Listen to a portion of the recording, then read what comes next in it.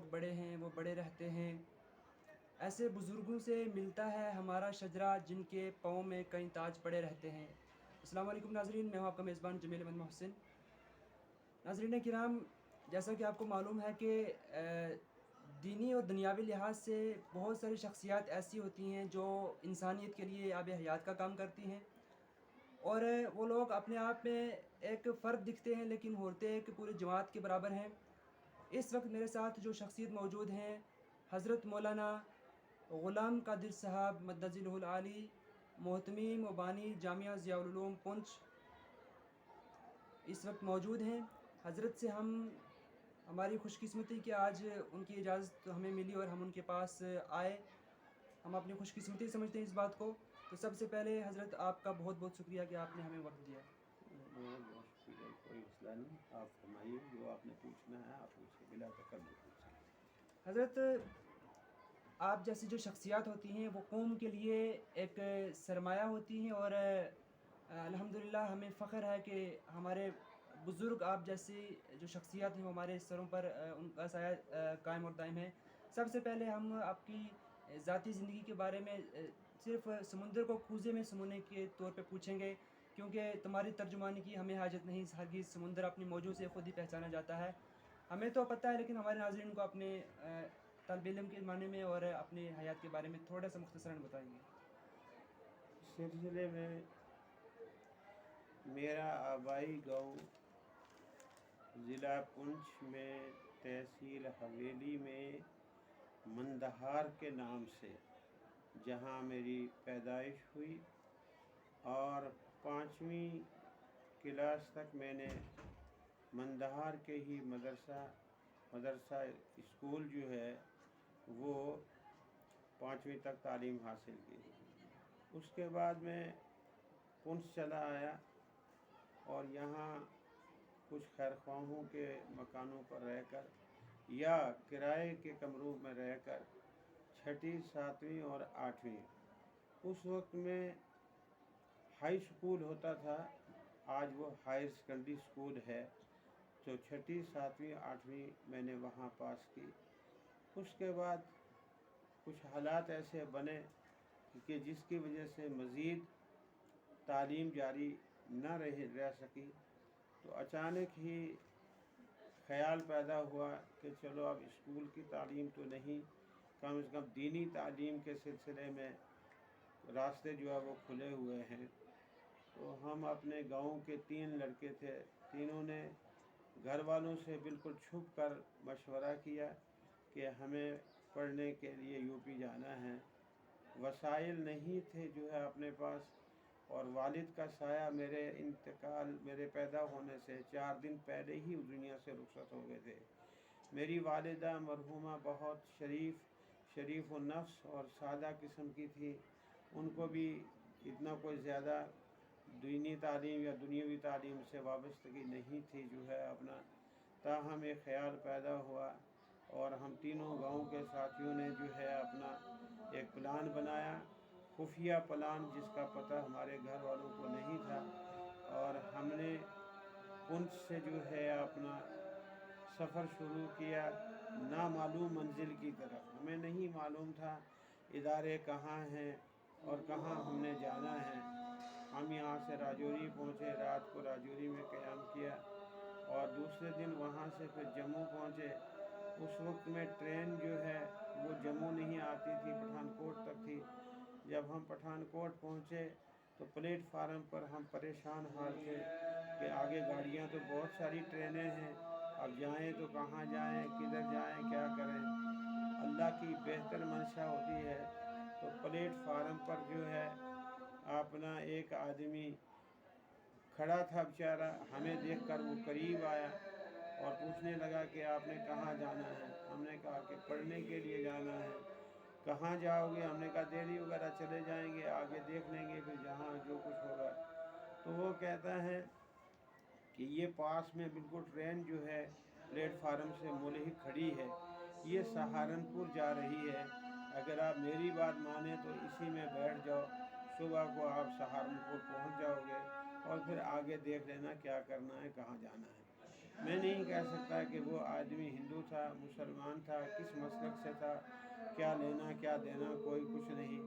یہی ہم آج سمجھتے ہیں کہ کوئی غیبی مدد تھی کہ جو اس نے بڑھ کر ہمارا استقبال بھی کیا اور اس کے بعد جو ہے رہنمائی بھی کی کہ میرے کہنے پر آپ.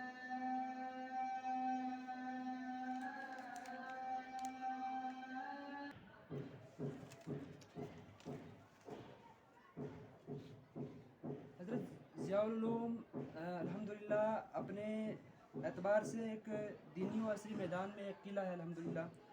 ضیاء العلوم کی بنیادوں میں کتنی مشکلات آئیں، اور ان مشکلات میں ہم نے تو پڑھا ہے کہ بہت زیادہ مشکلات آئیں، اور وہ مشکلات اپنوں کی طرف سے بھی آئیں اور غیروں کی طرف سے بھی آئیں. تو کس طریقے سے جو ہے یہ اس کا سوچا کہ دینی اور عصری میدان میں جو ہے آپ کا تو الحمدللہ میں نے پڑھا ہے اور میں نے الحمدللہ ایک ریسرچ بھی کیا اس کے اوپر کہ وہاں ہی جہاں پر آپ فارغ ہوئے تھے وہیں پر آپ نے پڑھانا شروع کر دیے تھے، اگر وہیں پہ پڑھاتے رہتے، لیکن یہاں علاقے کا کیسے سوچا آپ نے؟ جہاں تک تعلق ہے، پہلا سوال کیا ہے آپ کو؟ جامعہ کے جو بنیاد جامعہ کی بنیاد کے سلسلے میں ایک تو یہ ہے کہ میں 8ویں تک جو ہے اسکول کی تعلیم حاصل کی. اس سے مجھے بہت بڑا فائدہ ملا جب میں یو پی پہنچا جو ہے، اور وہاں ایک مدرسہ قاسم العلوم تیوڑا کے نام سے جو آج بہت بڑی ایک یونیورسٹی ہے، اس میں ایڈمیشن لی. تو مجھے بہت بڑا ایڈمیشن میں داخلے میں سہولت ہوئی جو میں نے 8ویں یہاں پڑھ کر میں گیا ہوا تھا. تو ذہن میں یہ آیا کہ اللہ تعالیٰ نے انسان کو ایک نمونہ بنایا ہے. آنکھیں بھی 2 دی ہیں، ایک آنکھ نہیں. کان بھی 2 دیے ہیں، ایک نہیں. ہاتھ بھی 2 دیے ہیں، ایک نہیں. پیر بھی 2 دیے ہیں، ایک نہیں. تو تعلیمیں بھی دونوں ہونی چاہیے جو ہے اپنا، کیونکہ دنیا کے اندر رہ کر دین پر چلنا ہے یا دین کو حاصل کرنا ہے. تو اس لیے خیال یہ ہوا کہ دونوں تعلیمیں ہونی چاہیے. تو بحمدللہ شروع مدرسے سے ہی جو ہے جہاں اپنے دینی تعلیم کا معاملہ ہے، اسی کے ساتھ ساتھ جو ہے عصری تعلیم بھی شروع کی. بحمدللہ اس وقت سے لے کر آج تک مسلسل جو ہے وہ قدم بقدم آگے ہی بڑھ رہے ہیں. اب ہائی سکول تو ہو گیا ہے، لیکن 11ویں اور 12ویں کلاس کے لیے بلڈنگ تیار ہے. پرمیشن ملنے پر انشاءاللہ 12ویں کلاس تک ہو جائے گا جو ہے اپنا. پلس یہ ہے کہ ہم نے لڑکوں کے ساتھ لڑکیوں کا اسکول بھی ہے، لیکن اس کے لیے فیصلہ کیا ہے اور بلڈنگیں تیار ہے بالکل. 6ٹھی کلاس سے ہم جو ہے لڑکوں اور لڑکیوں کو الگ الگ کر دیں گے جو ہے اپنا. 6 تک تو جو ہے اپنا کمبائن چلے گا، لیکن 6ٹھی کلاس میں پہنچ کر لڑکوں کے لیے الگ اور لڑکیوں کے لیے الگ جو ہے وہ تعلیم کا بندوبست کیا جائے گا جو ہے اپنا. یہ تو تھا ایک سوچ کہ جس کی وجہ سے جو ہے دونوں تعلیمیں جو ہے وہ لے کر چلے. بحمدللہ آج اس کے بین فوائد جو ہیں وہ قوم کے سامنے آ رہے ہیں، اور قوم کا ایک بڑا طبقہ ایسا ہے کہ جنہوں نے اپنے بچوں کو ہمارے اس ہائی سکول میں یہاں چھوڑا ہے. اور مجھے بہت خوشی ہوتی ہے جب میں ہائی سکول کے بچوں کو دیکھتا ہوں کہ وہ دینی شوق رکھتے ہیں، دینی ذوق رکھتے ہیں، دینی لباس سے پیار کرتے ہیں، دینی کاموں سے محبت کرتے ہیں، دینی کاموں میں حصہ لیتے ہیں، اور اہم مواقع پر وہ اپنے پروگرام بھی لوگوں کے سامنے رکھتے ہیں جو ہے اپنا. جہاں تک تعلق ہے اپنا دوسرا کیا ہے، حضرت میری نظروں میں جامعہ ضیاء العلوم سے زیادہ اہمیت رکھتی ہے جامعۃ الطیبات، کیونکہ مرد پڑھا تو فرد پڑھا، عورت پڑھی تو خاندان پڑھا. جی. تو جامعۃ الطیبات کے بارے میں جامعہ الطیبات کے سلسلے میں پہلی بات تو یہ ہے کہ میری 2 بیٹیاں ہیں. ان میں جو بڑی بیٹی ہے اس کی شادی جموں میں ہوئی ہے. دعوت کے ایک ساتھی ہیں ماشاءاللہ، ہر وقت وہ دعوت کے کام میں لگے رہتے ہیں. تو اس کے ساتھ ہی تو ان سے جو چھوٹی ہے ان کو میں نے شروع سے ہی اپنا بہت بڑا ادارہ ہے گجرات میں جو ہے اپنا لڑکیوں کا، وہاں پڑھنے کے لیے بھیجا. اور انہوں نے باوجود اس بات کے کہ ماحول، کلچر، موسم موافق نہیں تھا، اس کے باوجود انہوں نے پوری لگن کے ساتھ، پوری تڑپ کے ساتھ، پوری محنت کے ساتھ پڑھا. الحمدللہ ان میں اتنی صلاحیت موجود ہے کہ جیسے ایک عالم جو ہے माशाअल्लाह अपनी सलाहियत की बुनियाद पर इदारे को खोल सकता है और इदारे को चला सकता है। इस तरीके से मेरी वो बेटी जिसका नाम साजिदा है, उसमें अल्लाह ने बड़ी सलाहियतें रखी हुई हैं और उसके साथ साथ लिल्लाहियत भी उसमें मौजूद है। तो वहाँ से जब फारिग होकर आई और वहाँ का सारा कल्चर, सारा रहन सहन, सारा तरीक़ा, दाखिला वगैरह जो चीज़ें हैं उन सब को वहाँ से वो सीख कर आई। तो मैंने ये सोचा कि साहब बेटी मौजूद है, लिहाजा लड़कियों का मदरसा भी खोलना चाहिए। साल 2000 में। हाँ, गालिबन इसी के करीब करीब जो है अपना हुआ। अगर इससे हट करके हम देखें तो आजकल मुसलमान जो हैं वो हर जगह परेशान हैं, अपने आप को मुसलमान जो है वो सब कुछ होने के बावजूद मजलूम ठहरा रहा है। तो क्या हम इसको अमालुकुम उम्मालुकुम का नतीजा कहें या फिर ये कहें कि नेक लोगों के ऊपर अल्लाह ताला की आजमाइश आती है? ऐसे में आप मुझे मुस्लिमों को क्या पैगाम देना चाहिए? जहाँ तक ताल्लुक़ है, ये एक हकीकत है कि हम किसी दूसरे को दोषी करार ठहराने के बजाय अपने आप का जायज़ा लें, अपने आप को देखें। जब प्यारे नबी सल्लल्लाहु अलैहि वसल्लम का ये वाज़ेह फरमान मौजूद है कि आमालुकुम उम्मालुकुम, कि जैसे तुम्हारे अमाल होंगे वैसे ही हाकिम अल्लाह मुकर्रर करेगा। तो फिर इसमें अब दो राय नहीं, मज़ीद किसी राय को कायम करना मुनासिब नहीं होगा।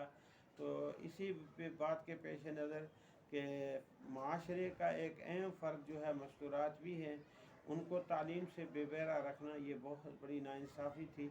इसलिए हमने उस बच्ची को ही इस्तेमाल किया और आज वो पूरा निज़ाम जो 300-400 बच्चियाँ हैं जो तकरीबन जम्मू कश्मीर के हर एक जगह से मुताल्लिक़ उन बच्चियों का मसला है, उन सब को आसान तरीके से वो पढ़ा रही हैं।